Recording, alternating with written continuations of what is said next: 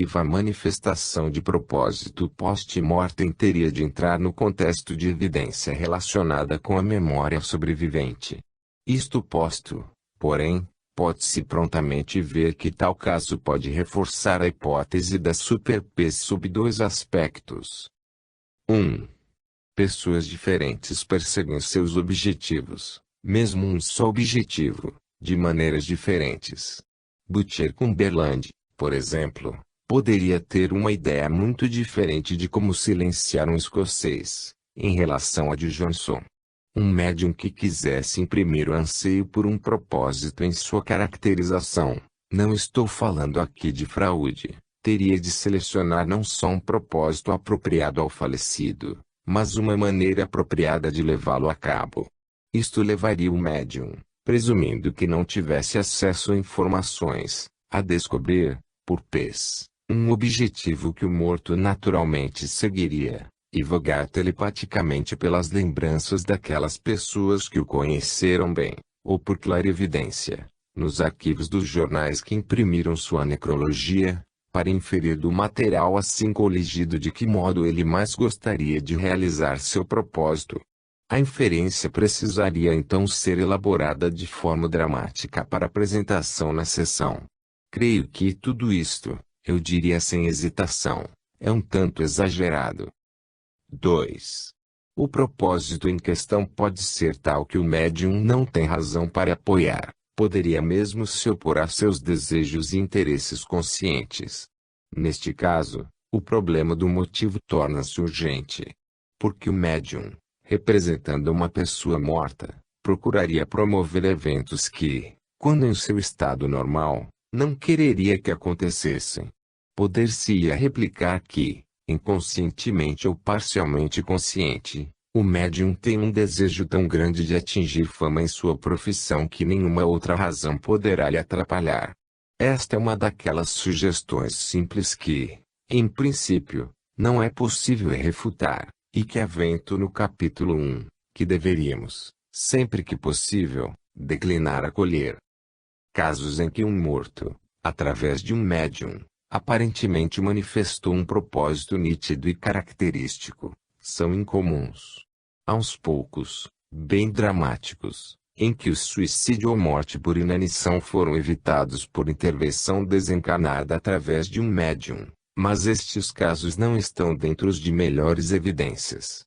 O caso a seguir, excepcionalmente estranho, foi relatado em detalhe por um membro correspondente russo da SPR, Alexander Aksakov, conselheiro imperial do czar. Em janeiro de 1885, a senhora von Wessler, cunhada de Aksakov, e sua irmã Sophia começaram a fazer experiências com uma prancheta. A prancheta logo foi monopolizada por um comunicador excepcionalmente poderoso, que alegava ser Shura Alexandrina, a filha falecida de uns parentes distantes.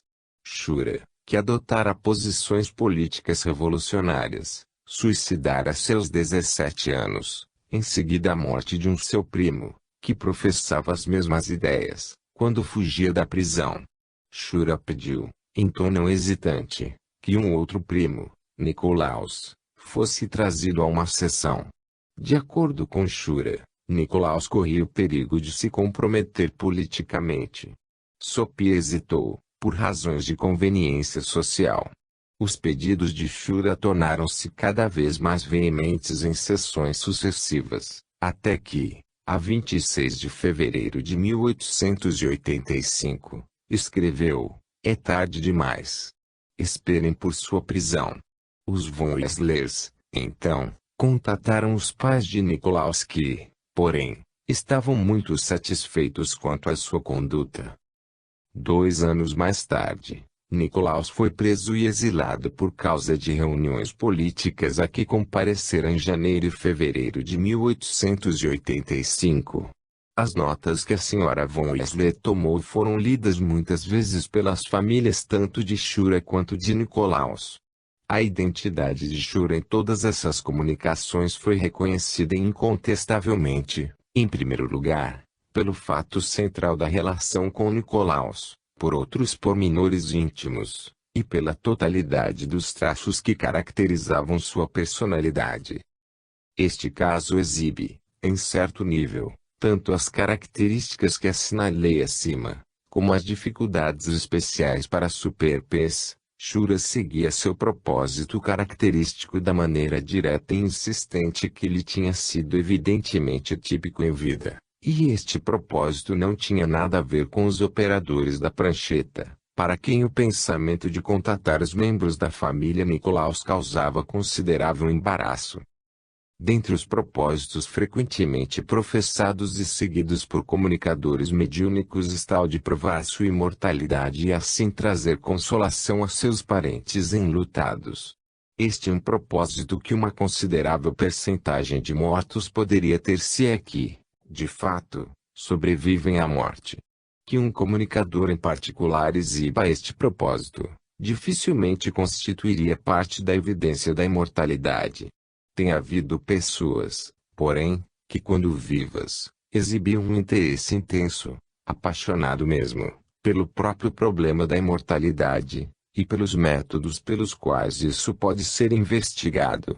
Devemos esperar que tais pessoas, se de alguma forma sobrevivem à dissolução de seus corpos, façam alguma outra tentativa especial, engenhosa, e sobretudo planejada para provar esse fato aos que ainda estiverem na Terra. E isso me traz diretamente a uma discussão do que é, sem dúvida, a mais extensa, a mais complexa, e a mais desconcertante de todas as tentativas, por parte de pessoas mortas, de manifestar seu propósito e, ao fazê-lo, satisfazer seu obstinado intuito de provar sua imortalidade. Refiro-me às célebres correspondências cruzadas. Correspondências cruzadas. Uma correspondência cruzada ocorre quando o que é escrito ou falado, por ou através de um médium ou automatista, corresponde, numa proporção que não pode ser normalmente explicada, ao que é escrito ou falado por ou através de um outro médium ou automatista independente. As correspondências cruzadas são as extensas e complexamente interligadas séries que apareceram entre 1901 e 1932 na escrita automática, e por vezes na fala, de um grupo de automatistas associado à SPR britânica. Os automatistas eram todos mulheres, e as principais eram a senhora M. de G. Verral, esposa do professor A.W. Verral, conhecido erudito clássico, e sua filha Helen, depois senhora W.H. Salter, o único membro do grupo que conheci pessoalmente, a senhora Willett, senhora Winifred Crombie Tenante, de quem se falará mais no próximo capítulo, senhora Holland, senhora Fleming, irmã de Rudyard Kipling, e a senhora Piper, a única médium profissional dentre elas. Os comunicadores responsáveis pela correspondência cruzada eram, inicialmente, 3 líderes da SPR: F.W.H. Mieres, morto em 1901, Henry Sedgwick, morto em 1900, e Edmund Gurney, morto em 1888. Os três, é claro, profundamente preocupados com o problema da imortalidade. Posteriormente outros falecidos apareceram como participantes.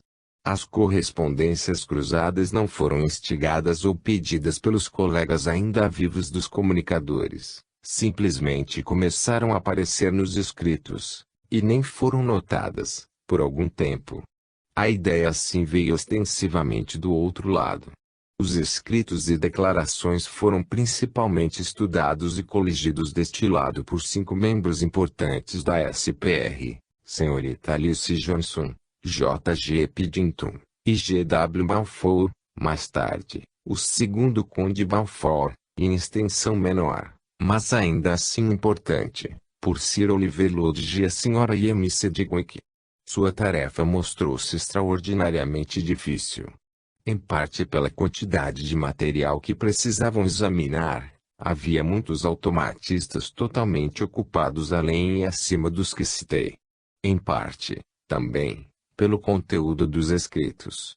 Os da senhora Verral e sua filha, ambas de consumada erudição clássica, continham muitas frases em grego e latim, e outras alusões literárias.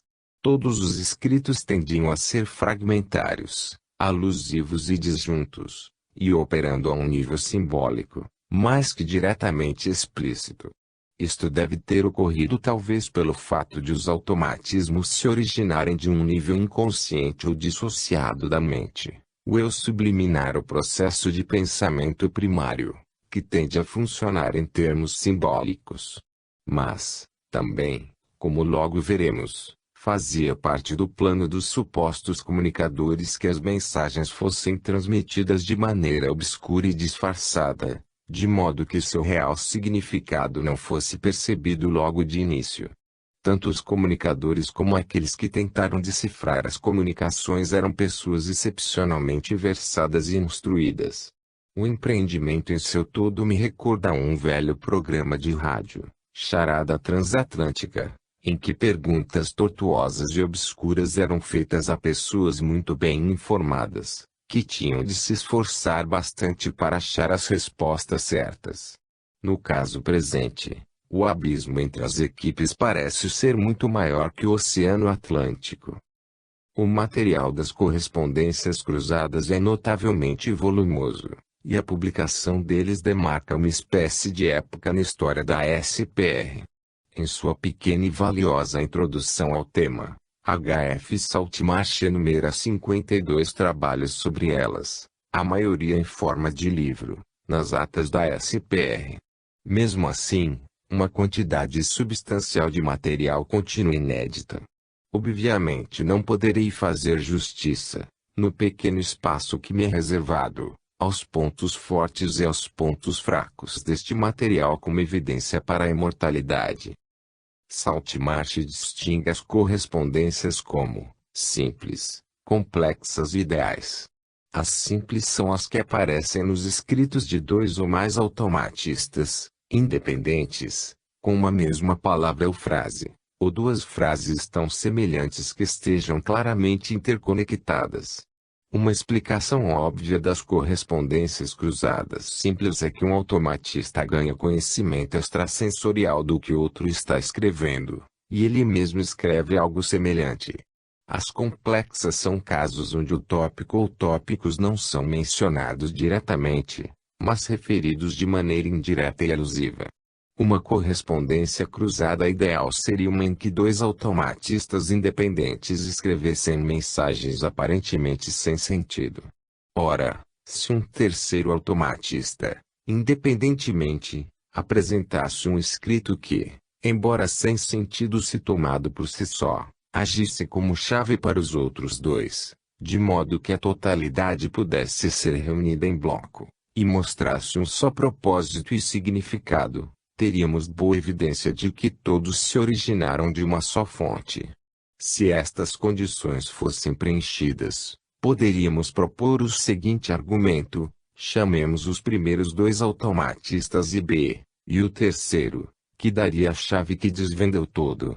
CB não poderia descobrir o que deveria escrever paranormalmente, adivinhando o escrito de A ou a mente de A, nem C poderá descobrir a chave adivinhando paranormalmente os escritos ou as mentes de A e B, pois neste caso ideal do qual talvez nenhum caso real tenha sido expressão, não há nada no escrito de A ou de B para indicar o que deve ser escrito para completar a correspondência cruzada.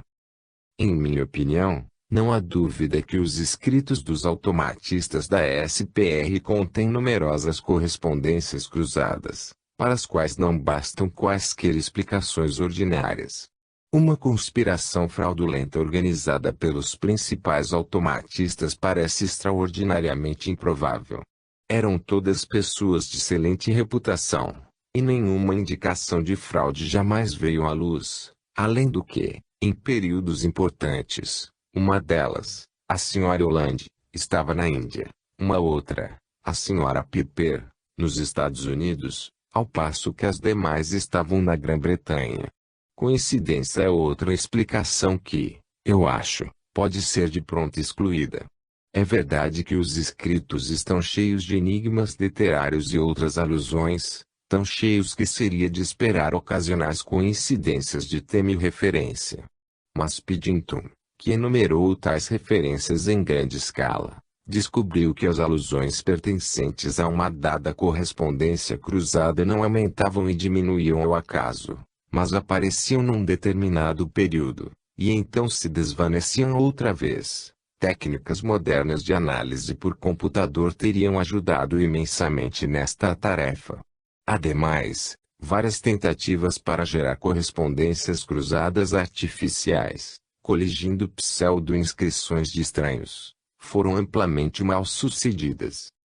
Teoricamente, pode-se facilmente imaginar que pelo menos algumas das correspondências poderiam ter ocorrido porque dois ou mais automatistas estiveram expostos ao mesmo estímulo externo, como um mesmo número do jornal. Isto parece ser especialmente plausível no caso da Sra. Verhal e de sua filha Ellen, que, naquela época, viviam juntas, se bem que tivessem produzido seus escritos independentemente. Se ambas estas senhoras, numa dada manhã, tivessem lido uma citação da Política de Aristóteles no editorial do Times, ou tivessem encontrado um exemplar do Dicionário Clássico de Lempriere aberto num certo verbete, suas mentes, e depois suas escritas automáticas, segundo esta teoria, se destacariam por seguir a mesma linha. Porém, é só ler algumas linhas das correspondências para ver que este tipo de explicação não consegue ir muito longe. De qualquer modo, as correspondências realmente interessantes não são aquelas entre os escritos da Sra. Verhal e sua filha, mas, digamos, entre os da Sra. Verhal e os das distantes e muito diferentes senhoras Holland ou Piper. Para explicar correspondências como estas, seríamos forçados a algumas hipóteses deveras muito estranhas. Agora darei as linhas gerais de uma correspondência cruzada complexa não muito complexa. É o caso comumente chamado Hoppe, Starr e Browning. Pode-se avaliar como são complexos esses casos se evidenciarmos que o caso em apreço é uma correspondência dentro de outra. Ele é parte do caso conhecido como da mensagem em latim. O caso Hoppe, Starr e Browning teve início a 16 de janeiro de 1907, quando J. G. Piddington sugeriu a Mieres, que estava se comunicando através da Sra. Piper, que deveria indicar quando uma correspondência estava sendo tentada, por exemplo, traçando no escrito um círculo com um triângulo dentro. Esta ideia foi aparentemente adotada por Mieres, que influenciava a escrita automática da Sra. Verhal. Ela escreveu a 23 de janeiro de 1907, um anagrama seria melhor.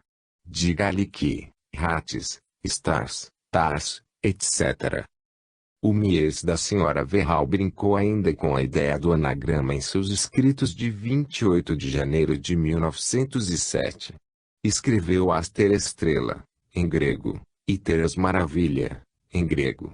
Então passou a associar os temas de maravilha e estrela, fornecendo um amontoado de citações de Robert Browning, junto com algumas frases em grego, correlatas. A maravilha do mundo e toda maravilha é um desejo selvagem, as próprias asas dela um desejo alado popterus erus amor alado, em grego. Então veio Black Zombo da perda de minha liberdade, mas tudo é o mesmo, o desejo alado eros potenus paixão, em grego, a terra para o céu, a habit vogler para a terra é difícil que ele tenha se encontrado ou perdido. No céu é isso que eu quero, na terra os sons dispersos traçam no céu um arco perfeito, dó maior desta vida, mas tuas lembranças são confusas.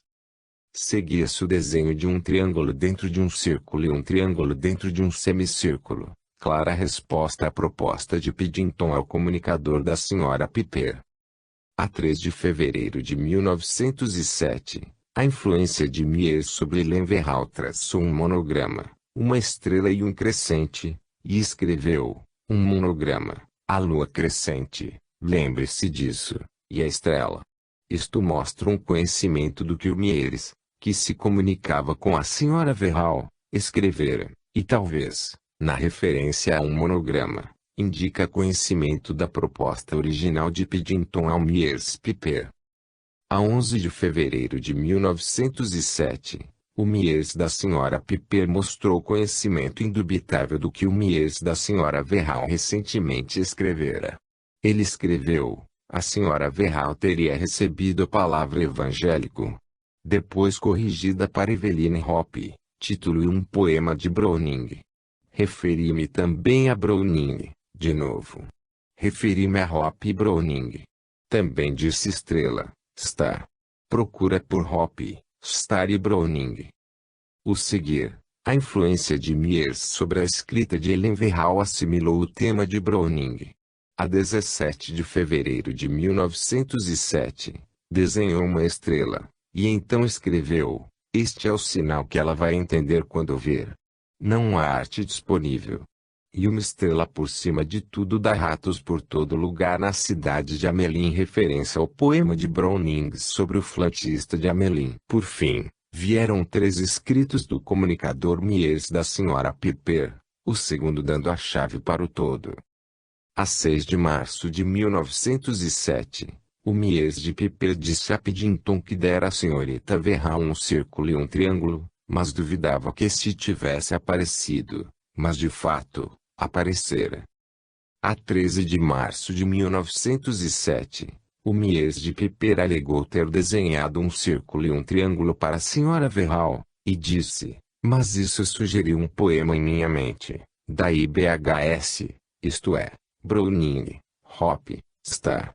Mies oferece aqui uma explicação direta das referências obscuras que apareceram nos escritos das 2 outras automatistas.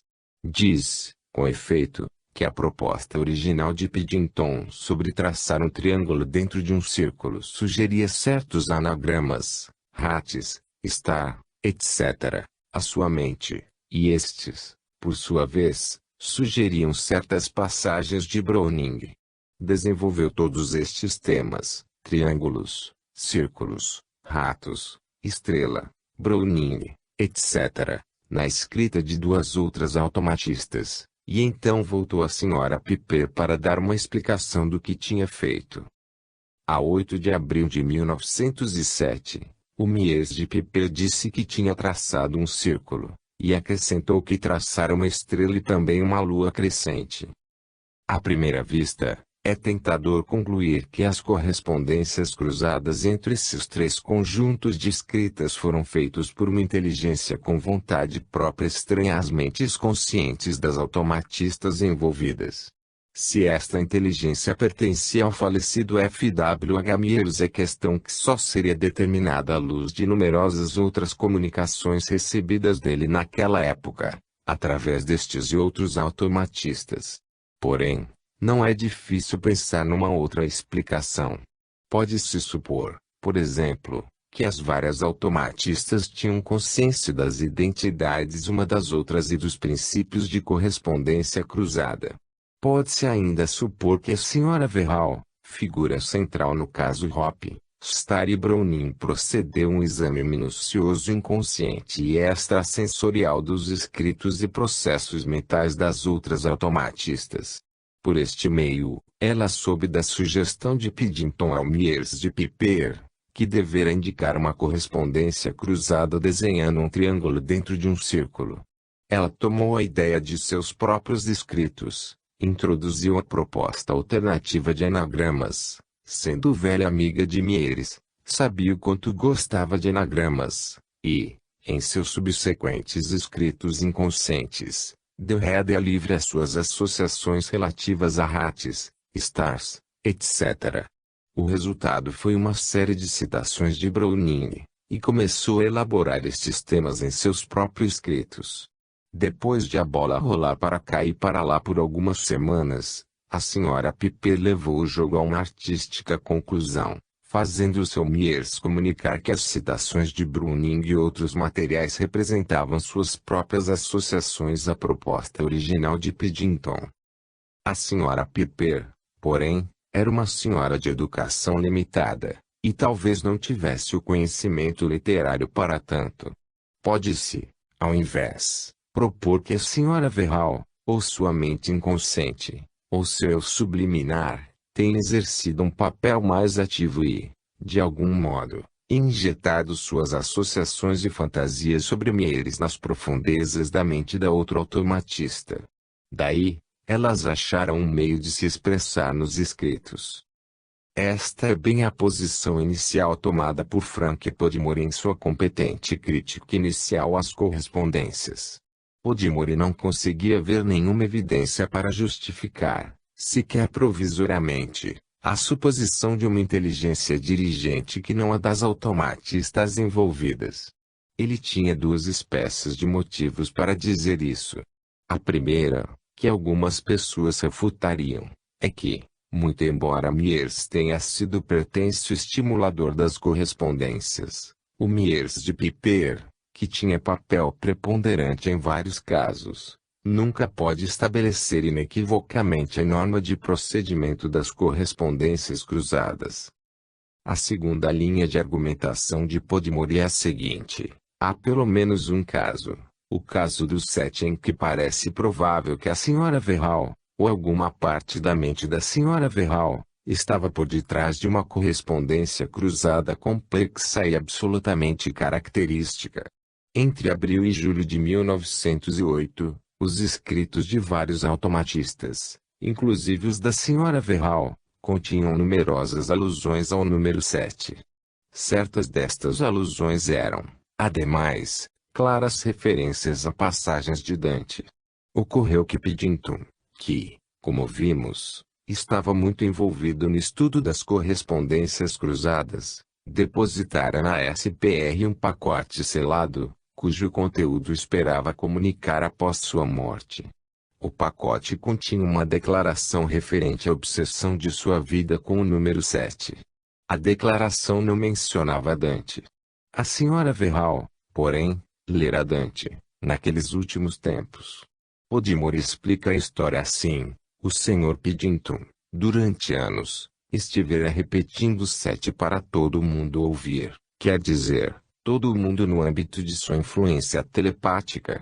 A sua voz, porém, clama no deserto, até que a Sra. Verhal venha a ler a Divina Comédia, e a ideia de 7, já latente em sua mente, é reforçada por uma série de imagens de Dante. A Sra. Verhal, então, aumenta a corrente de influência telepática, e os efeitos, nos 5 automatistas remanescentes, sobem a superfície da consciência onírica. Há outras considerações que apontariam a Sra. Verhal como fonte destas correspondências. Pistas e antecipações das correspondências aparecem em primeiro lugar em seus escritos. Muitos dos casos individuais começaram aqui. Ela possuía muito da cultura clássica e literária necessária. Nenhum outro membro do grupo de automatistas teria satisfeito estes pré-requisitos. A despeito da teoria de Podmore, de acordo com a qual a mente inconsciente da Sra. Verhal era, sem seu conhecimento consciente, uma transmissora de rádio de potência formidável, enviando, ademais, sinais de cuja importância ela não costumava ter noção, defrontando-se com intoleráveis dificuldades. Uma dificuldade inicial é óbvia que, como já apontei, não temos evidência muito clara da transmissão ou intrusão telepática nas mentes alheias que Podmore postula. Este ponto é importante, e mencionarei de novo quando falar das comunicações dos vivos. Podmore procura reforçar esta noção invocando o caso dos 7, mas a versão que ele dá deste fato parece super simplificada. Ele deixa de apontar que o Mieres de Verhal alegava ter lido a mensagem de Piddington no momento em que era escrita, e ter difundido seu tema para vários automatistas. O próprio Piddington confessou que ele mesmo não tinha sucesso como transmissor de mensagens telepáticas, por certo não conseguiu enviar nada quando serviu como agente para certas experiências na geração de pseudo-correspondências. Uma segunda dificuldade para a tese de Podmore é: a Sra. Verhal esteve centralmente envolvida em várias correspondências cruzadas, em que o comunicador transmitia a informação literária, que aparentemente nem a Sra. Verhal nem qualquer outro automatista possuíam. Um exemplo que merece uma breve discussão é o incidente dos altos Oranos Akumon. Numa sessão com a Sra. Piper, a 29 de janeiro de 1907, a Sra. Verhal, que pensara muito sobre este teste, soletrou para o Miers de Piper, na presença de Piddington, a expressão grega autos oranos okumon e sugeriu que ele a traduzisse, ou dissesse o que lhe vinha à lembrança. Mieres, é claro, era um erudito clássico, ao passo que a Sra. Piper não sabia grego. Estas palavras podem ser traduzidas como o próprio céu, sem ondulação. Vem de uma passagem do filósofo neoplatônico Plotino, e fazem parte de uma descrição das condições necessárias para atingir o êxtase divino. Esta passagem afirma que a alma deve estar livre de ilusão e de todo tipo de distração, e num estado de paz, e também a terra deve estar calma, o mar calmo, o ar parado, e o próprio céu, sem ondulação. Deve-se observar que Miers usara as palavras autos oranos akumon, não traduzidas, como lema de seu poema sobre Tennyson, e da expressão traduzida, sem o original grego, em seu human personality. Durante as 6 semanas seguintes, a escrita automática da Sra. Verhal esteve cheia de referências a Tennyson, especialmente passagens sobre mar calmo, ar parado, e espaços calmos e serenos. O poema que brotava mais frequentemente era In Memoriam, e haviam também algumas alusões insistentes a Crocíntibar. As constantes referências em Memoriam levaram a Sra. Verhal a suspeitar de uma ligação especial entre este poema e as Enéadas, de Plotino. As semelhanças gerais de pensamento, é claro, já tinham, naturalmente, sido comentadas. Depois de algumas investigações, Sra. Verhal descobriu certas analogias sobre as quais escreveu um artigo para a Modern Language Review de julho de 1907. Parece provável que F. W. H. Mieres, o comunicador, soubesse dessas analogias. Ele mesmo tinha lido bastante Plotino. Seu ensaio sobre Tennyson como profeta menciona a influência de Plotino sobre Tennyson, e diz-nos, em outro lugar, que aprendeu isto em conversa com Tennyson, a quem conhecia bem. Agora chegamos ao aspecto da correspondência cruzada da Sra. Piper. A 6 de março de 1907, o Miers de Piper escreveu, um céu sem nuvens além do horizonte.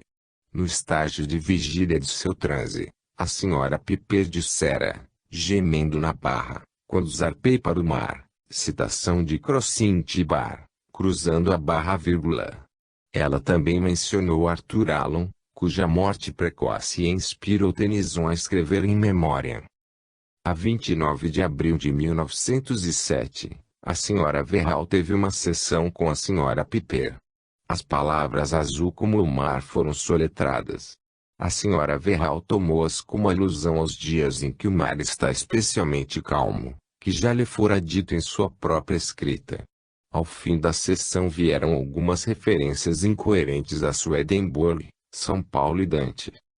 No dia seguinte, o Miers de Piper alegou ter respondido a perguntas sobre autos oranos akumon, acrescentando que se lembrava de Sócrates e da Ilíada, de Homero. Nenhuma destas referências nem as precedentes fizeram sentido, na época. A 1º de maio de 1907, os escritos da Sra. Verhal continham as palavras, águia sobrevoando a tumba de Platão, uma conhecida descrição de Plotino citada no Human Personality, de Miers. Isto levou a estudar mais o livro de Miers.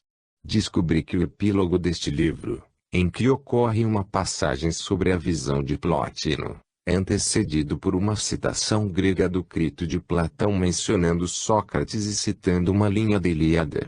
Assim parece que Miers, em vida, associou Plotino a Sócrates e a Ilíada. Na página 261 do tomo 2 há uma lista de pessoas que, como Plotino, passaram por momentos de êxtase místico ou união com o divino. Esta lista inclui Plotino, Tennyson, Swedenborg, Dante e São Paulo.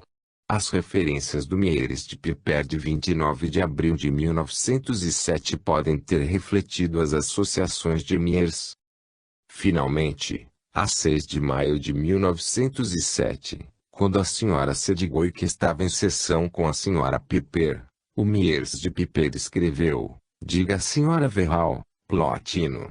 Ao que respondeu a Sra. Sedgwick: "O que significa isso?" E o Myers replicou: "Minha resposta é Autos Oranos Ocumen, Sic." Estava bem claro que J. G. Piddington, o principal assistente da Sra. Piper, não conhecia o suficiente dos escritos da Sra. Verhal nem de Plotino e sua relação com Tennyson, para ter sido a fonte dos acertos da Sra. Piper. Nem ela tinha educação suficiente para ter captado a linha das alusões nos escritos da Sra. Verhal, mesmo que pudesse lê-los em detalhes por vez. A questão é, a Sra. Verhal possuía o conhecimento necessário para ter engendrado tudo, sempre supondo que tivesse na sua mente inconsciente a capacidade um tanto desonesta de dirigir o curso dos automatismos da Sra. Piper. Acho que podemos presumir que ela não tinha consciência dos elos detalhados entre Plotino e In Memoriam até que a inteligência da escrita, supostamente Mieres, a levasse a elas. Mas poderia tê-las conhecido inconscientemente. É difícil saber o que fazer desta proposição. O que está sendo sugerido não é criptomnesia, a reemergência de uma memória latente, possibilidade para a qual temos alguma evidência. O artigo da Sra. Verhal sobre os elos entre Plotino e In Memoriam foi considerado suficientemente original para ser publicado, e não poderia ser baseado, suponho, na memória latente de um artigo prévio semelhante.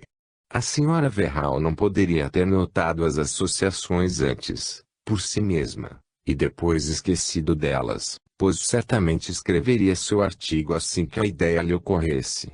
A proposição, então, deve ser que tendo lido separadamente o In Memoriam de Tennyson e as Enéidas de Plotino e retendo memórias detalhadas, mas principalmente latentes de ambos, ela, inconscientemente, captou a conexão entre eles.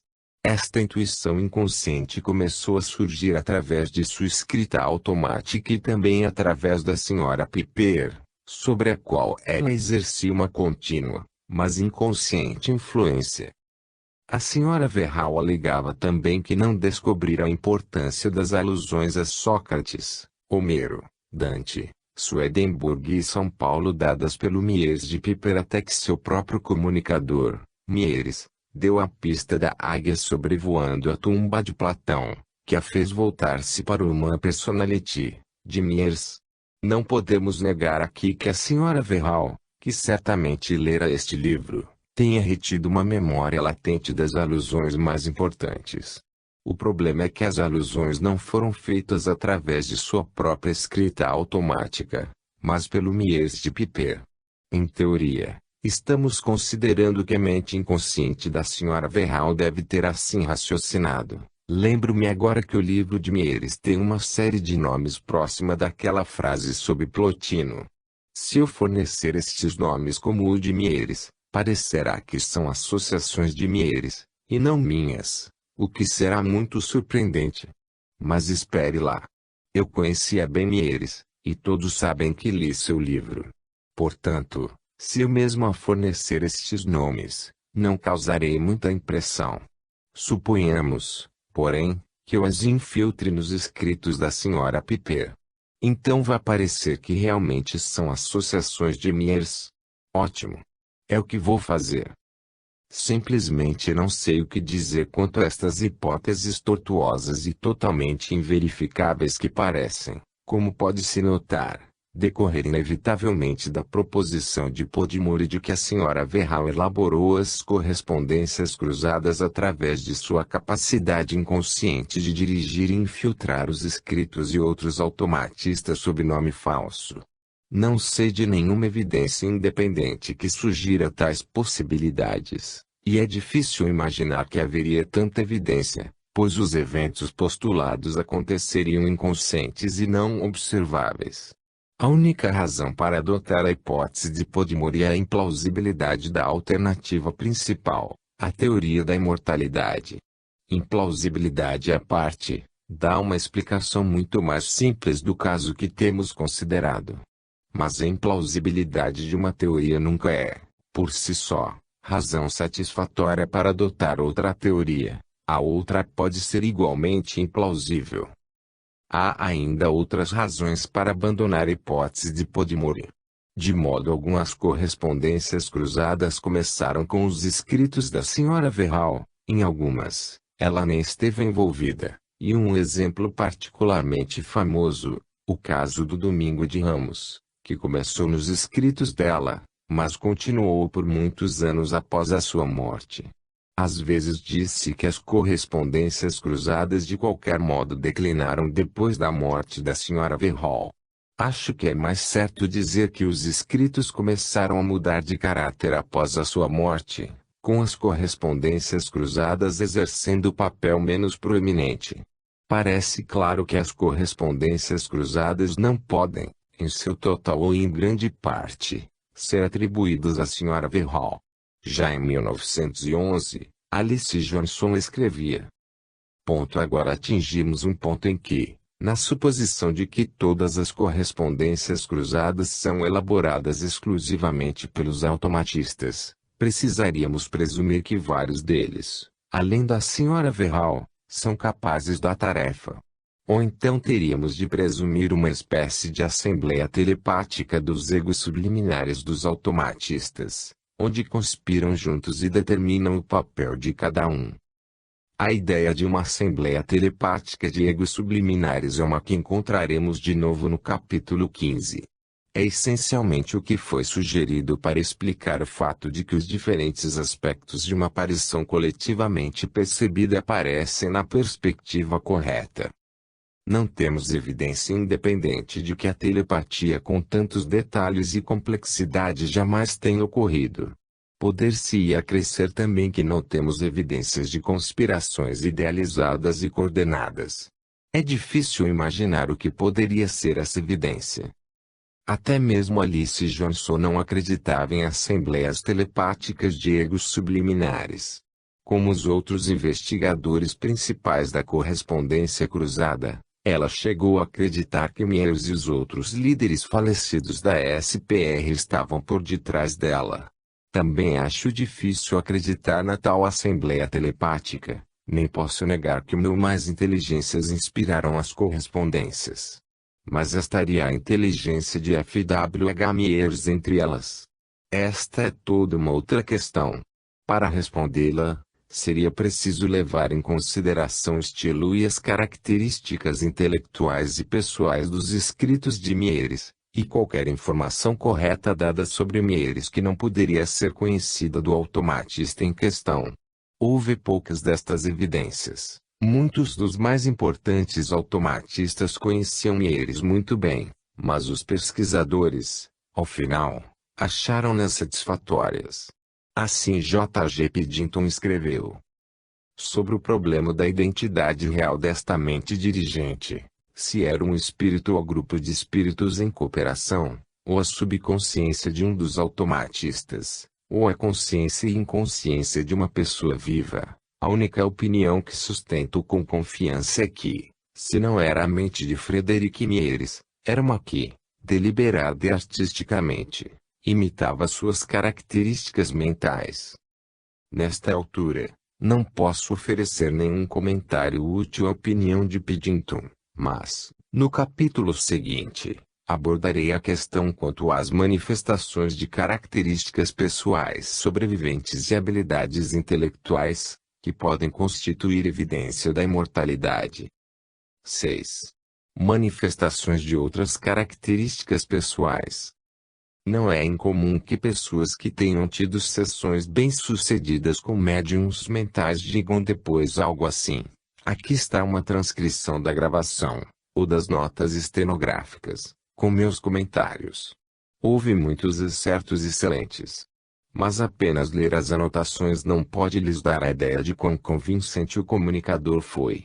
Muito da impressão que causou não foi pelo que ele disse, mas o modo como disse, seu estilo, tom de voz, humor característico, maneirismos e gestos.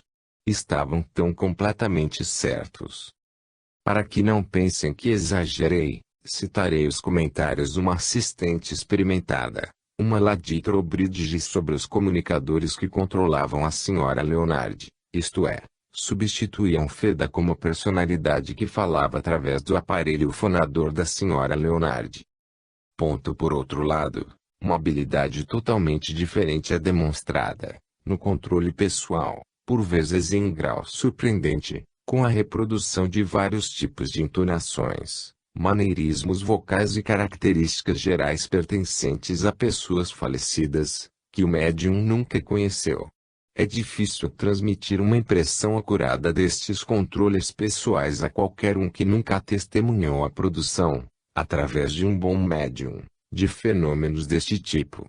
Qualquer afirmação sobre estas caracterizações naturalmente está aberta à suspeita de que a imaginação e a expectativa de uma testemunha possam ter peso quanto à impressão recebida. No entanto, segundo minha própria experiência, estas objeções foram refutadas em grande extensão pelo fato de que o controle pessoal com que estou mais familiarizada, na maioria dos casos, foi testemunhado por mim e pela senhorita Radcliffe Hall. Nos registros de Piper e Leonard, que foram publicados, destaco estas médiums por causa de sua filiação à SPR. Descobrimos vários controles que atingiram notável verossimilhança de maneirismos, estilo de falar, etc. Deve-se citar como exemplo, o da Sra. Piper, GPI Beni Junot, e o da Sra. Leonard, AVB, uma senhora morta a quem Laditra Bridge se refere na passagem citada, Jonieta Thomas e Ernest Litt. Em nenhum destes casos, os médiums tiveram qualquer conhecimento dos comunicadores em vida, como parecia indicar a exatidão das dramatizações.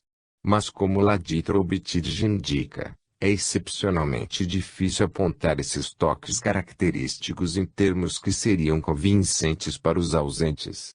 Limitar-me-ei, por ora, a indicar algo preliminar e óbvio quanto a esses casos, que além de se acreditar ao médium os poderes de pés necessários para coletar fatos sobre maneirismos característicos, estilo de falar, tom de voz, etc., sobre a pessoa morta, temos também de atribuir ao médium a capacidade de incorporar este conjunto de fatos numa representação dramática convincente do assim chamado comunicador. E isso acreditar a ela uma outra espécie de dote inusitado. Algo mais viável para uma avaliação independente são as alegações de que um dado comunicador ainda exiba uma capacidade particular e algo distintiva que tinha em vida.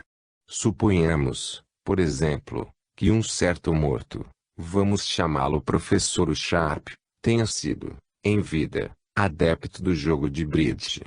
E agora supostamente controla um médium que nada sabe do jogo. O médium consegue jogar várias partidas de bridge com competência. Isto deve valer como evidência da sobrevivência de Sharp. Pois nem todos sabem jogar bridge, e só uns poucos sabem jogar bem, ao passo que o médium não poderia. A.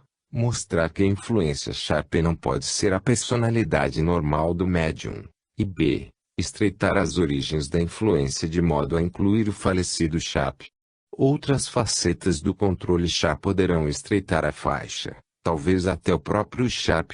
Se, por outro lado, a influência Sharp era totalmente ignorante quanto a bridge, ou jogou mal, nos daria uma boa dose para pensar que o controle não poderia ter sido o falecido professor Sharp.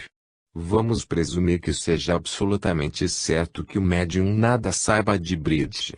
Então podemos perguntar qual seria a explicação de sua súbita habilidade no bridge senão a de que o médium foi controlado ou incorporado pelo falecido Sharp ou um de seus falecidos colegas de jogo.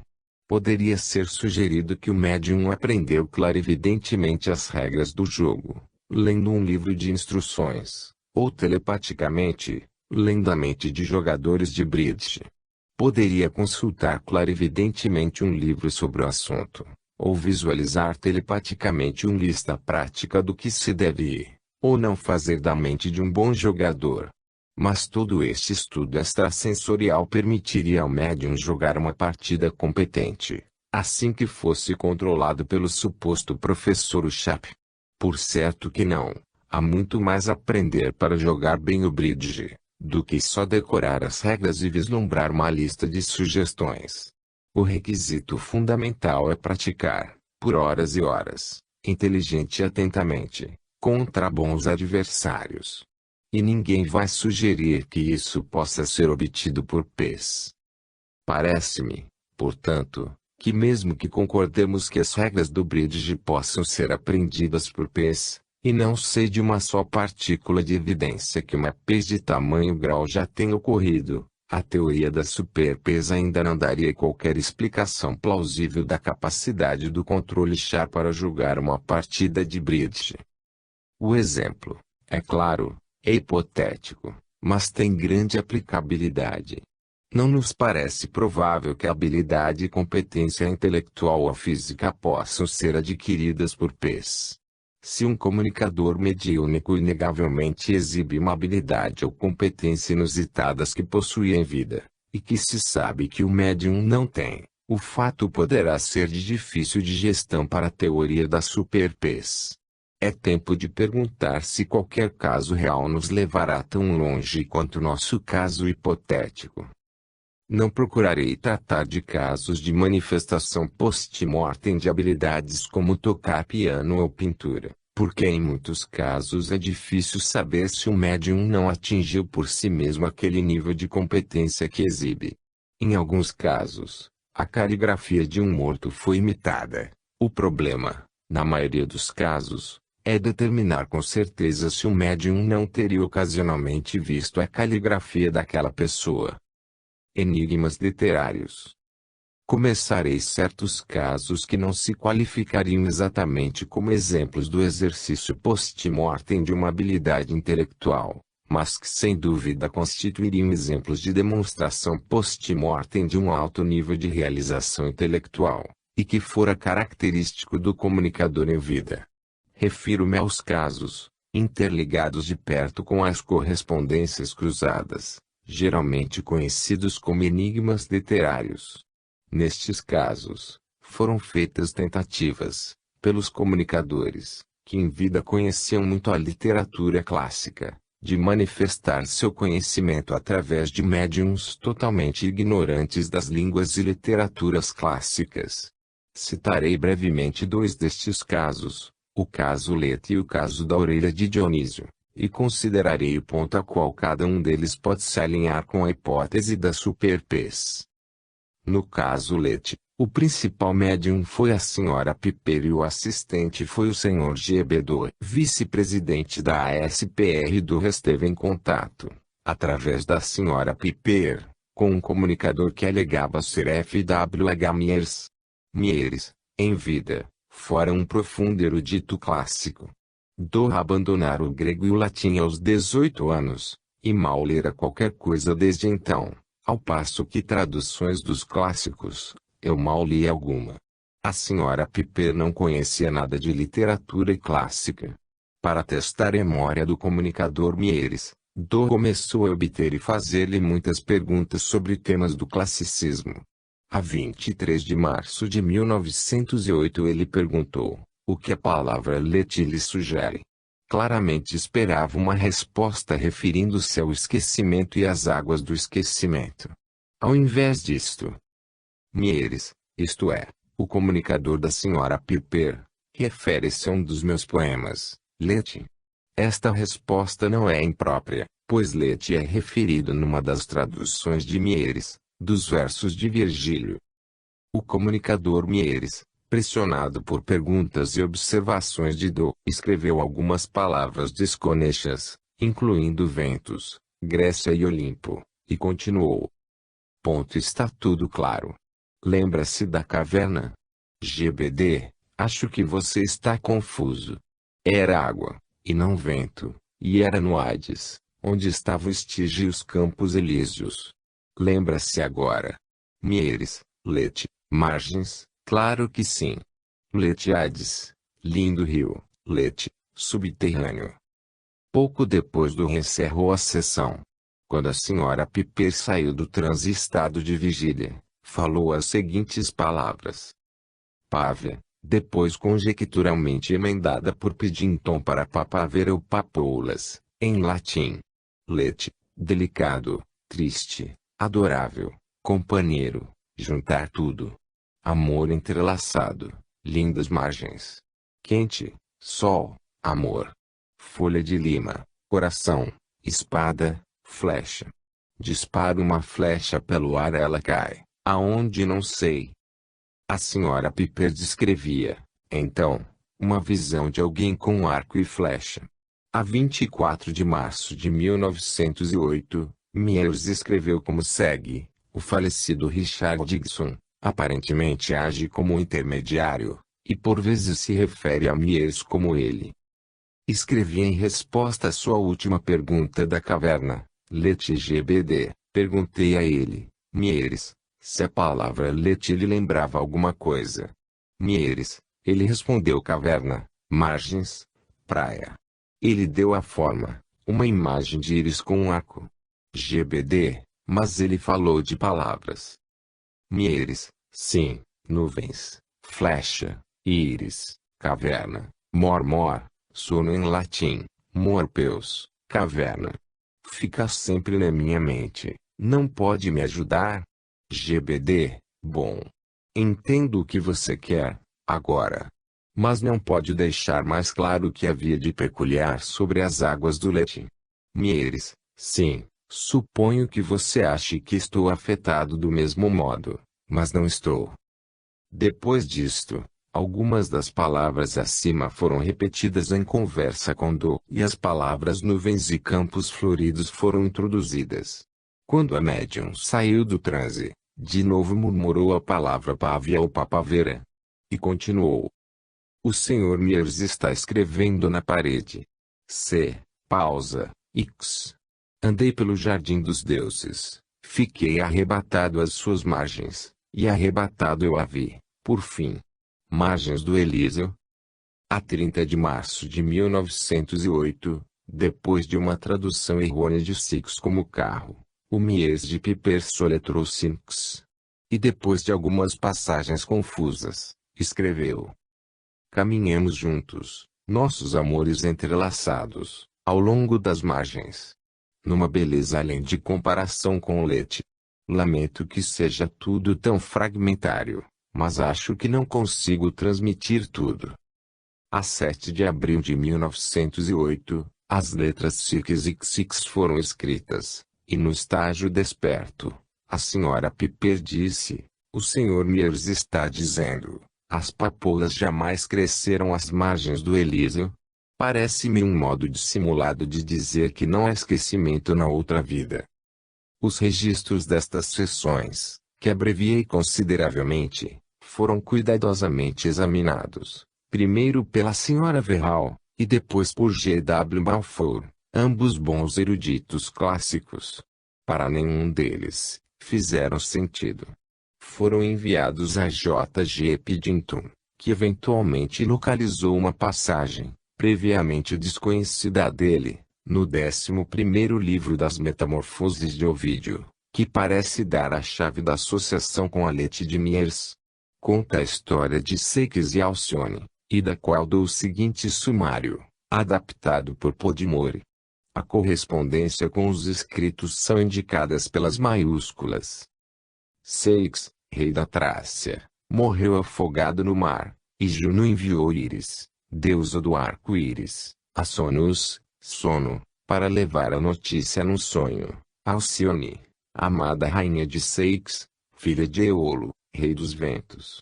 Íris aponta seu arco contra o céu e desliza a caverna do sono, cercado e oculto por espessas nuvens. Do pé da rocha sai o rio Lete, e às suas margens há papoulas e inumeráveis flores de cujo suco a noite destila sono. O sono envia seu filho Morpheus para personificar num sonho o falecido Seix. Indo à praia, Alcione encontra o corpo de Seix e, em desespero, lança-se ao mar. Os deuses se compadecem de sua tristeza, e transformam-na num martim pescador. Depois, Seu amado Seixde é devolvido como seu companheiro na forma de um peixe idêntico. Seu ninho flutua no mar. A cada inverno, seu pai o confina o ventos por 7 dias para garantir uma superfície calma e segura para chocar seus ovos.